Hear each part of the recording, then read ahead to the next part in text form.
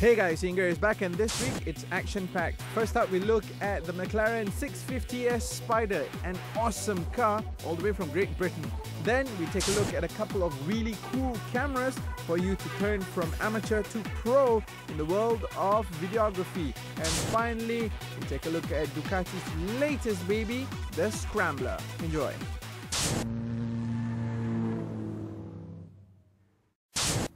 So, when people want to buy performance cars here in Malaysia, a lot of brands come to mind, but most of them are either Italian cars or German. Now, we've got a new player in town, and this one bows down to Her Majesty the Queen. Introducing the McLaren 650S Spider, and the soundtrack of choice is definitely Rule Britannia, but with a lot of drama.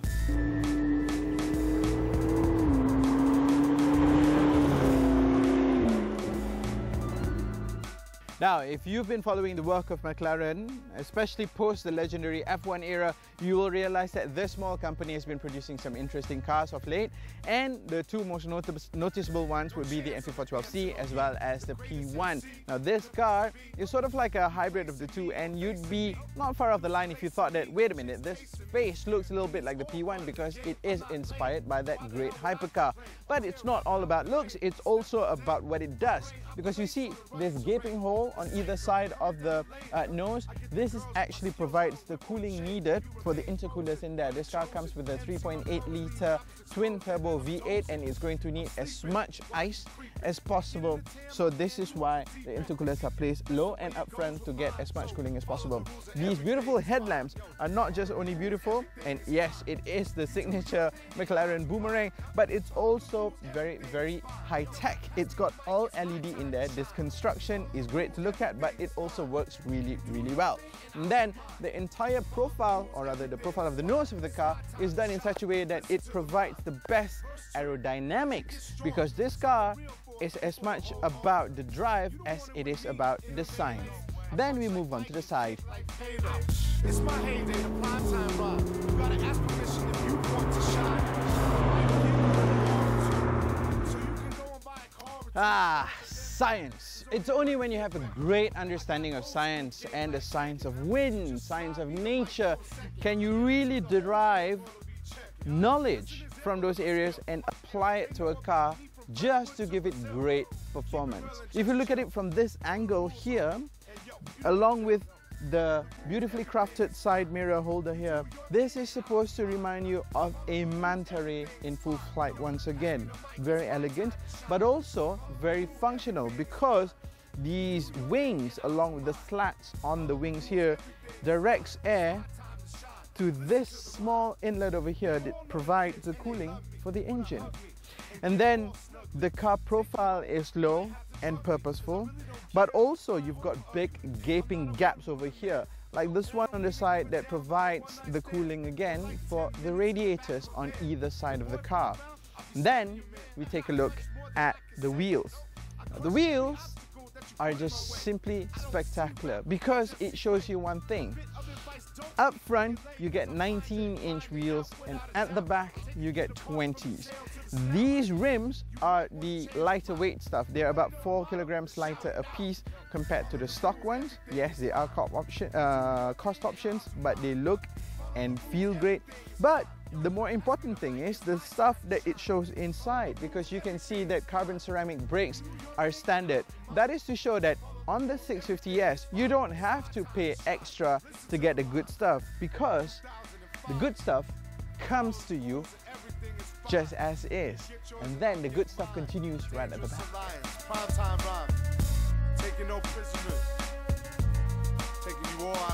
Now, the tail end of this story is an equally pretty one. But again, it's not just about the form, it is equally about the function. Because you see, the way this vehicle has been designed, you've got fast flowing air going from the top and the bottom when the vehicle is in full chat.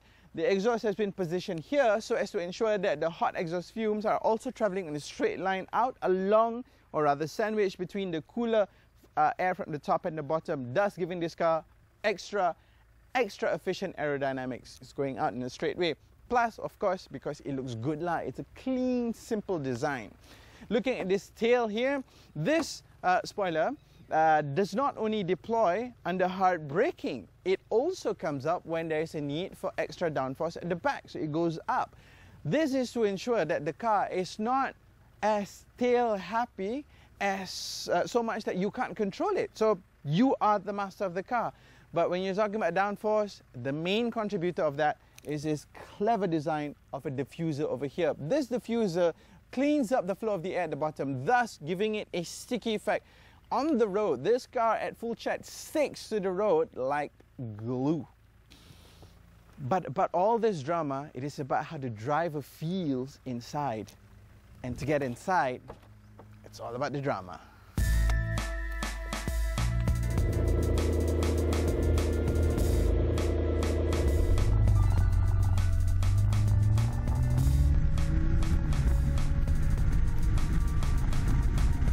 Within the first few minutes of getting behind the wheel of this McLaren 650S Spider, one thing becomes extremely clear to you, and that is this car is just extremely manageable. It just feels right, and it doesn't scare you the way a supercar would normally do. Nope, not in this car. This car just feels well balanced, well thought of, and it is extremely drivable.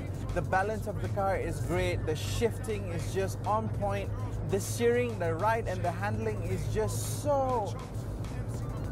I can't find the right word to describe it, but one thing for sure, you definitely get the full confidence of just doing stuff in this car. You can tackle sweeping corners without that much of a tilt. You can brake hard, and it literally just brakes hard. It doesn't throw you off balance, it's just really easy. The way I see it, this is thanks to the entire sorcery of everything that's happening in this car working so brilliantly well together. We've got a 3.8 litre twin turbo V8 pushing out about 641 brake horsepower and 680 Newton meters of torque, and that is just delivered to you in the best way a turbo engine could work. The suspension setup is just so cool, and I'm only in normal mode. I have two further modes to play around with, which is Sport and Track, which I can basically dial in via this, but it's just so subliminally good.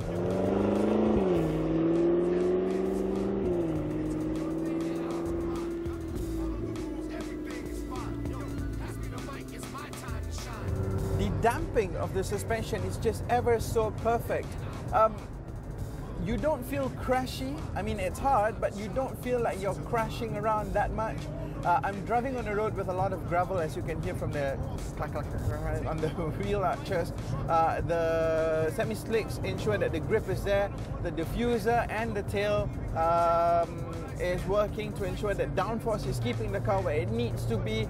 The suspension is just shifting the weight of the car and ensuring that the car is being extremely manageable. I mean, that's the best word I could use to describe it. It's just so extremely manageable. I'm on a very, very quiet private road around Sepang Circuit, and it just gives me total confidence to go and do stuff that I probably will not be able to in lesser cars. I mean, that's the magic of a McLaren.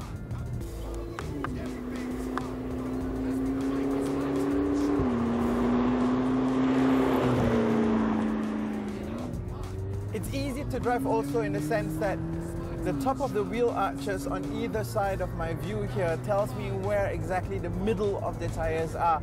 So, you know, to actually point the car in the direction you want to go is just a toddle.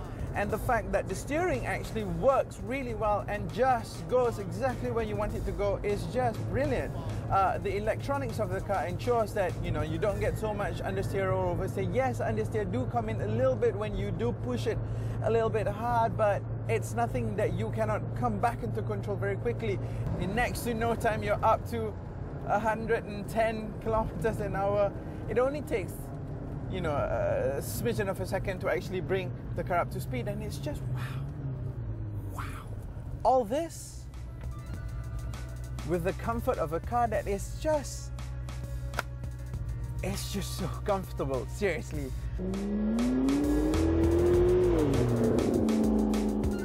No chance of advancing on me, the greatest MC in the place to be.